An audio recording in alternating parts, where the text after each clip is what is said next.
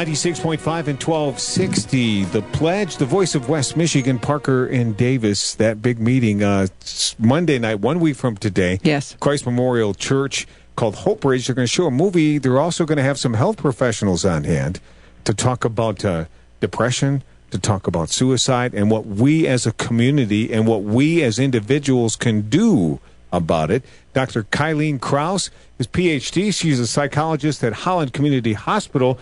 We talked about warning signs, and Davis spotted one of those warning signs with one of her friends. Are there others, Dr. Krause, that we need to be aware of? Sure. Things like talking about suicide or kind of saying things like, I wish I wasn't around anymore, or if I wasn't here, you'd be better off. Any kind of preparation, collecting materials that, they might harm themselves with, or making some kind of plans, some loss of interest in one's personal appearance, increased drug or alcohol use, and any kind of drastic change in behavior that you guys were talking about, things like, they used to love, and you notice they're not doing those things anymore. Those drastic change in behaviors can be, huge signs for people.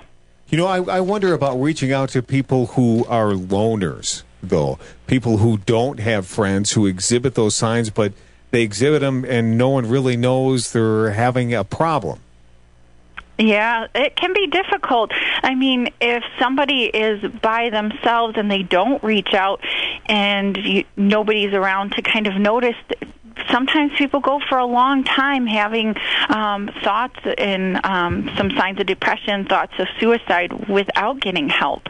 But so often, doctor, isn't it true that people will have these what you refer to as like a red flag, where they do a cry for help, and they do it in unique sort of different ways. It isn't as overt as you would it seemed to be, and that's where we should be watching for those, because typically people don't just take their life without at first sending some warning flags.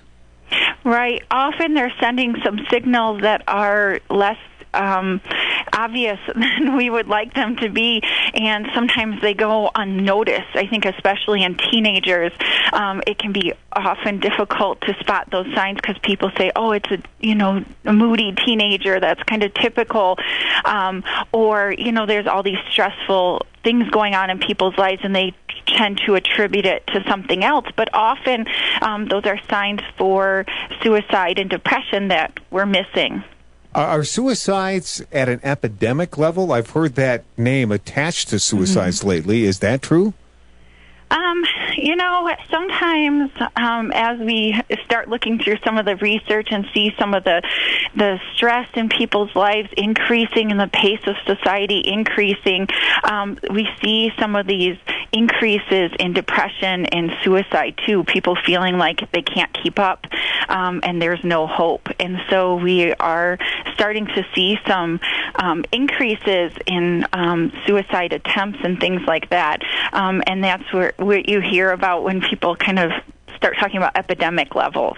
Well, doctor, isn't it also true that we're seeing more and more teenagers sort of seeing this as the only solution to some of their situations? I know in this area, it's been startling for us in the West Michigan area to see some of these people who you would never think, this kid had everything to live for. Why in the world would he or she take their own life?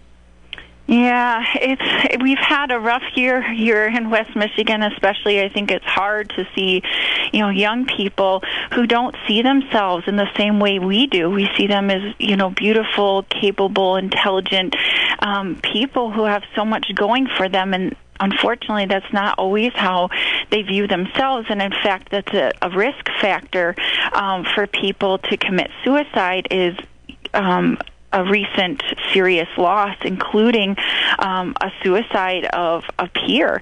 And so sometimes that it can become a difficult situation when people are starting to commit suicide around people. It can increase the risk factors for those students and friends, family around them.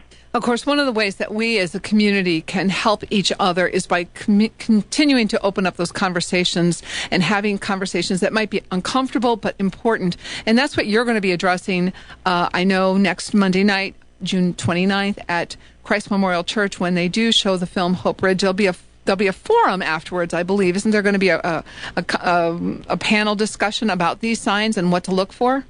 Right. After the movie, there's going to be some experts from around the area, different agencies. A colleague of mine, Dr. Jillian Langford, who's a psychiatrist here at Holland Behavioral Health, will be on that committee to see what's going on and answer any questions that anybody in the community might have. 1260 AM 96.5 FM, The Pledge. Talking this morning with Dr. Kyleen Krause of Holland Hospital, behavioral psychologist, with us today discussing suicide prevention. Of course, all this week we're going to be highlighting the awareness to people understanding that suicide prevention is available and people can have the conversations necessary because next week, a week from today, we will be sponsoring Hope Bridge, a film about that very topic. It's interesting, don't you think, Doctor, that when we tie story, particularly through an artistic endeavor of this film, we tie story, we draw people in, and they open up the conversations that need to take place. How important is it for people to just sort of have that connecting point that they feel like, okay, I don't want to have this conversation, but I'll go watch a movie? What is it about us as people, from a psychologist standpoint, that makes it easier for us to sort of relate to that?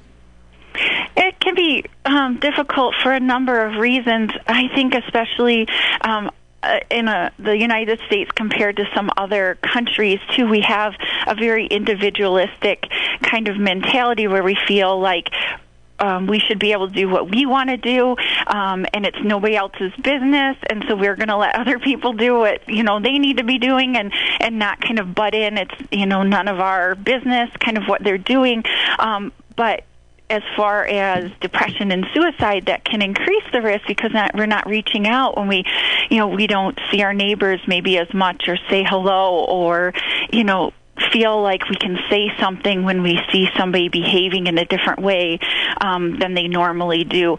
It can be an uncomfortable situation, and sometimes having a movie, a book, something that you can take it away from that person or yourself and kind of see it as an outside thing and talk about it, normalize it a little bit, and talk about how prevalent depression is, and that there's hope if you feel that way, and then you can kind of bring it back to the person, and it can make it a little bit easier. We have to find a way to bridge the disconnect in our society to include everybody in the society because we're all so different at the same time, but we have so many things in common, and one of the things we have in common is the need to be accepted by other people. Right. And other people's connection to us is very important to people.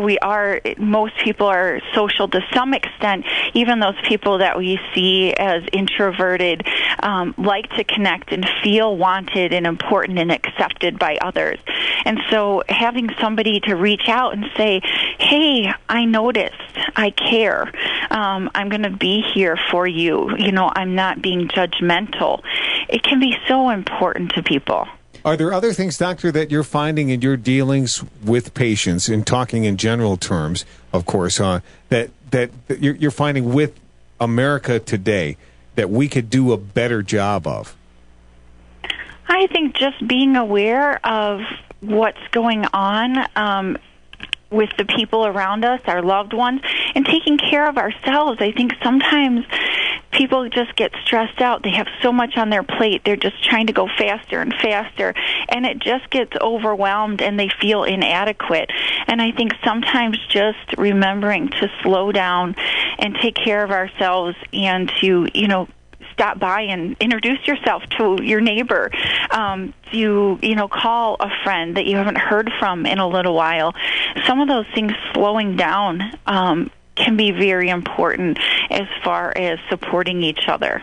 Very important conversations to have with your friends, your neighbors, your loved ones. Let them know you're there. Let them know you're watching and you care. Dr. Kyleen Krause, Holland Hospital behavioral health psychologist. Next week, we will be June 29th. Hope Bridge, the movie will be shown at Christ Memorial Church. We want all to come out and see it. We want to begin the conversation right here in West Michigan. As philanthropic as we are with our resources, our hearts are equally as caring, just learning how to ask the right questions when someone is in need.